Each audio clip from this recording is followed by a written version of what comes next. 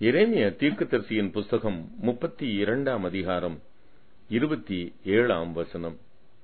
இதோ நான் மாம்சமான யாவருக்கும் தேவனாகிய கர்த்தர், என்னாலே செய்யக்கூடாத அதிசயமான காரியம் ஒன்றுண்டோ?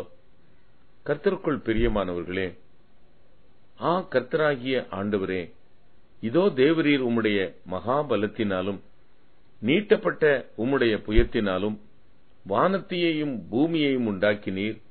உம்மாலே செய்யக்கூடாத அதிசயம் ஒன்றுமில்லை என்று எரேமியா தீர்க்கதரிசி சொல்லுகிறதையும், சகலத்தையும் செய்ய வல்லவர், நீர் செய்ய நினைத்தது ஒன்றும் தடைபடாது என்று யோபு சொல்லுகிறதையும், அற்புதங்கள் செய்கிறதில் உமக்கு ஒப்பானவர் யார் என்று மோசேயும் மிரியாமும் இஸ்ரவேல் புத்திரரும் கர்த்தரை புகழ்ந்து சொல்லுகிறதையும் வேதத்தில் காண்கிறோம்.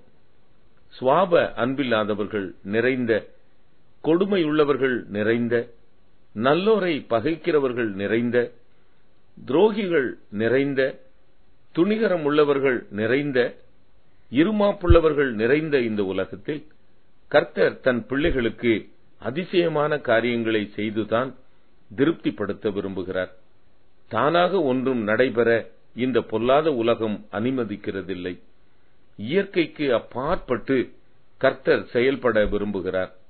உம்மால் ஆகும், உம்மால் எல்லாம் கூடும் என்று உங்கள் இருதயம் கர்த்தரை துதித்துக் கொண்டே இருக்கட்டும். கர்த்தரை துதிக்கும் துதி எரிகோ மதிலை உடைக்கும். யுத்தமே இல்லாமல் இளைப்பாறுதல் கிடைக்கும். நான் கர்த்தரை நம்புகிறேன், அற்புதங்களை நம்புகிறேன் என்று வாயை திறந்து அறிக்கை செய்யுங்கள். I believe in God, I believe in miracles. காகத்தினால் எலியாவை போஷித்தவர், கீழ்காற்றினால் காடைகளை குவியல் குவியலாக கொடுத்தவர், உங்கள் தேவைகளையும் அப்படியே சந்திப்பார்.